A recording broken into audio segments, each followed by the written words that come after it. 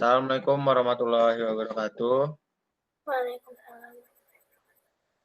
Jadi teman-teman sekalian, di kesempatan kali ini kita akan membahas tentang laporan kegiatan Green Metric. Jadi kesempatan kali ini gue sama dua partner gue kayak biasa. Di sini ada RG, oke RG. Dan di sini juga ada Tiara juga. Kita bertiga kayak biasa untuk ngebahas laporan kegiatan Green Metric kali ini. Oke, lanjut ke slide berikutnya. Indonesia merupakan negara yang boros dalam penggunaan energi. Bahkan Indonesia termasuk salah satu negara di Asia Tenggara yang tertinggi dalam hal pemborosan energi. Hal ini tercermin dalam indeks elastisitas energi. Skor Indonesia lebih tinggi dibandingkan dengan negara-negara di Asia Tenggara, bahkan dengan negara maju. Karena di Indonesia itu banyak rumah yang kosong. Nah, rumah yang kosong itu biasanya lampunya masih pada menyala dan ada yang sampai berkedap-kedip gitu untuk yang pakai tokennya hingga habis gitu. Jadi hal ini menunjukkan perlunya masyarakat Indonesia mengkonsumsi energi secara lebih efisien dan mengurangi pemborosannya.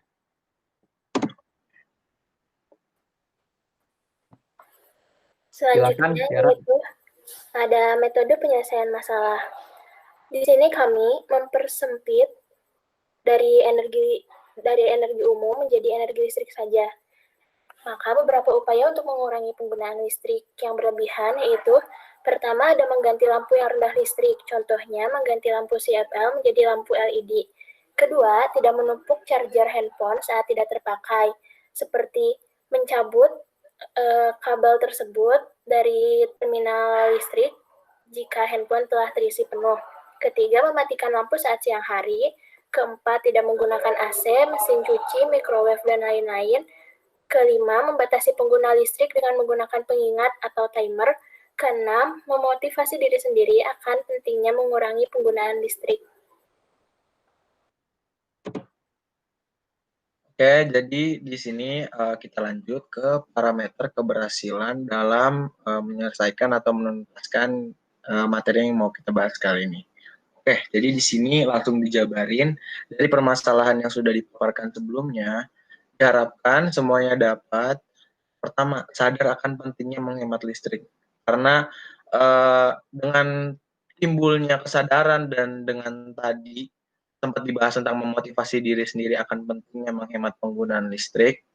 Di situ kita bisa lihat kalau istilahnya apa ya, dari diri sendiri dulu baru bisa ke istilahnya ke lingkungan sekitar, karena segala apapun kalau nggak dimulai dari diri sendiri itu pasti istilahnya apa ya, nanti dia bisa ngebalikin gitu. Jadinya dari diri lu sendiri aja belum bener gitu, gimana lu mau apa sih namanya, mau nerapin ke masyarakat gitu. Terus yang kedua, kita bisa lihat di sini ada mengaplikasikan kebiasaan menghemat listrik. Nah, mengaplikasikan itu dari hal-hal kecil yang tadi sempat dibahas juga, kayak nggak nggunain AC kalau siang hari, atau mungkin kalau misalkan beberapa peralatan rumah tangga yang menggunakan elektronik sekiranya nggak perlu, mendingan dicabut untuk mengurangi konsumsi listriknya itu gitu loh. Terus yang ketiga juga dapat mengurangi biaya listrik. Nah, terus yang keempat ada mengurangi polusi dengan menghemat listrik.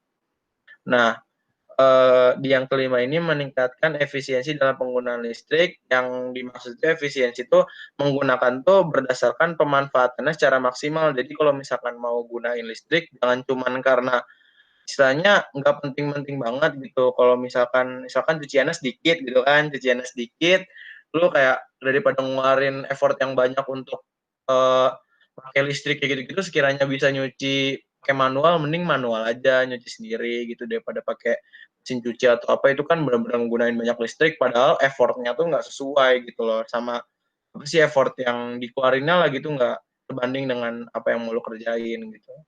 Terus yang keenam ada membantu mengedukasi dalam pentingnya manfaat listrik. Nah, yang di sini tuh yang dimaksud mengedukasi itu dalam artian ya harus dimulai dari sendiri dulu. Nah, makanya kenapa tadi ada memotivasi, kalau misalkan orang udah bisa memotivasi dirinya sendiri, nanti dia bisa berdampak ke masyarakat, kayak gitu.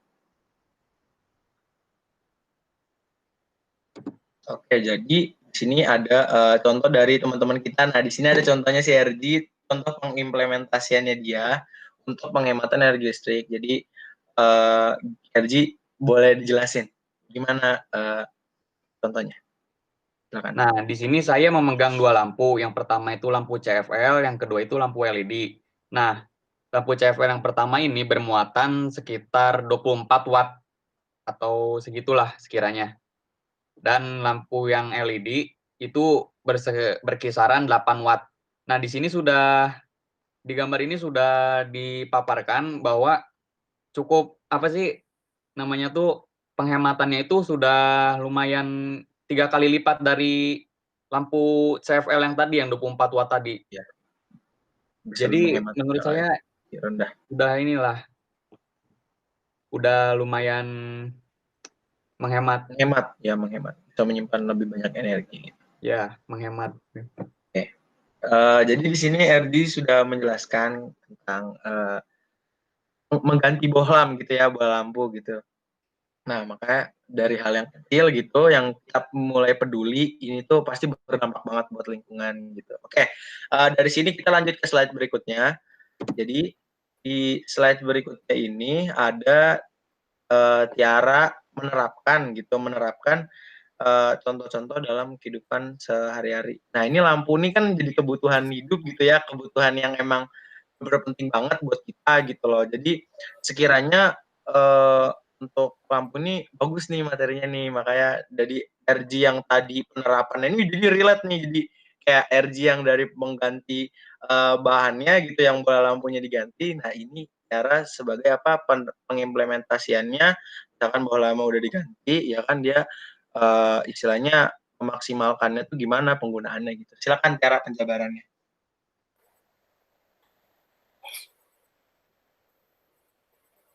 Cara jabaran. Di sini, jadi gambar pertama tuh ada kondisi ruangan pada saat lampunya masih dinyalakan. Padahal pada saat itu telah siang hari. Yang kedua, ketika saya sedang mematikan saklar lampu. Yang ketiga, agar ruangan tetap terang, maka disarankan untuk membukakan jendela dan gordengnya sehingga cahaya matahari bisa masuk ke dalam ruangan dan udara pun bisa masuk ke dalam ruangan sehingga tidak perlu menggunakan AC juga. Yang gambar keempat, di sini ada kondisi ruangan saat lampu telah dimatikan dan jendela telah dibuka. Terlihat bahwa ruangan tersebut masih tetap terang, tidak gelap. Oke. Bagus banget gitu dari RG sama Tiara, itu benar-benar relate banget. Jadi emang implementasinya tuh nyambung gitu dan berhubungan. Oke, lanjut yang terakhir. Ini sebenarnya ini lebih ke arah yang ini tuh gampangnya itu kayak apa ya? Kalian kan di rumah pasti nih, buat yang nonton video ini pasti kan kalian di rumah suka nih kan nonton tiba-tiba ditinggal gitu kan, nggak dimatiin TV-nya gitu. Padahal itu sederhana banget gitu. Tapi dengan apa ya istilahnya, kalian nggak matiin TV-nya itu gitu, pasti ibaratnya apa ya, listrik kan tetap bayar gitu kan, tetap berjalan. Nah, kalau misalkan kalian aja udah nggak disiplin dari sini, gimana ke hal-hal yang besar. Nah, makanya kenapa pengimplementasian presentasi kita kali ini lebih ke arah yang kecil tapi dampaknya besar gitu loh. Kayak gitu sih. Oke, mungkin segitu dulu aja dari kelompok kita. Kurang lebihnya mohon maaf. Dan ya mungkin itu dulu aja sih. Ya udah. Oke, langsung gue tutup aja. Oke, langsung gue tutup aja. Kurang lebihnya mohon maaf. Wabillahi taufiq wal hidayah. Wassalamualaikum warahmatullahi wabarakatuh. Terima kasih teman-teman. Makasih.